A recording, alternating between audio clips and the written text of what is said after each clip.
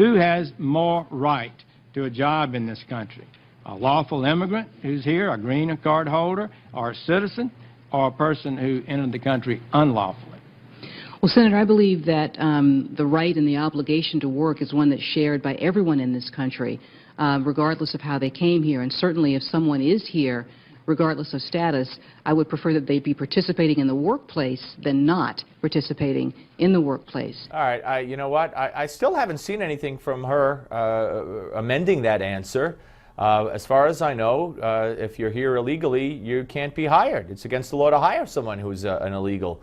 Joining us now is Mark Krikorian. He, of course, is Executive Director of the Center for Immigration Studies and columnist for National Review. Mark, when you heard Loretta Lynch, I guess our future Attorney General, I'm sorry to say, make that remark, what did you think?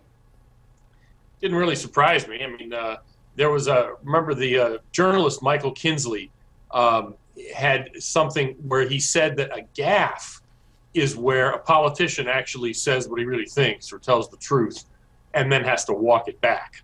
And in this case, she's really said what everybody on the left, most of these people on the left really think, which is that U.S. immigration law is basically illegitimate, that anyone who wants to come here can, in fact, has the right to do so, and we don't really have any right to stop them.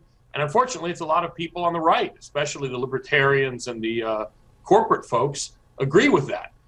Actually, later in the hearing, I think the White House sent him a message and said, please walk this back. So they had Senator Schumer say, you didn't really mean that illegal immigrants have the right to work or something like that. So she was sort of trying to walk it back. But, it's one of those things where accidentally they say what they actually think. Absolutely. And, it's not just somebody and it's not just what they really think. I mean, this woman would be the top, law enforcement person in the United States of America. And for her to make that statement very crystal clear, saying it doesn't matter what your status is, you should be working. And that just flies in the face of the law, which is very troubling. She also had no problem with the executive order issued by the president regarding, immigration, which is another area of concern and should be, I believe, for Republican senators.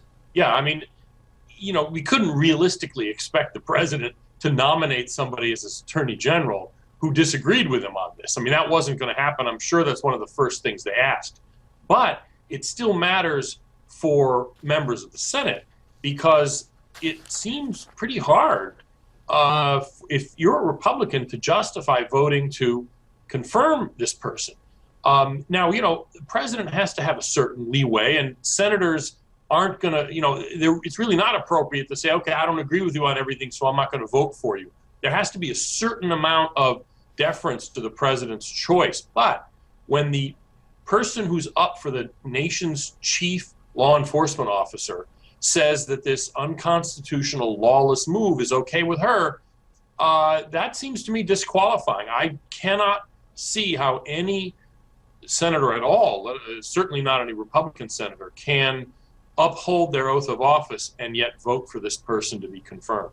Yeah, okay. So looking forward, and we have about a minute and a half left. What do you expect out of this Congress? I mean, the promises were, after they gave in and funded the amnesty bill or whatever you want to call it, the executive order, wait till we take over in the Senate and have the new Congress, and here we are.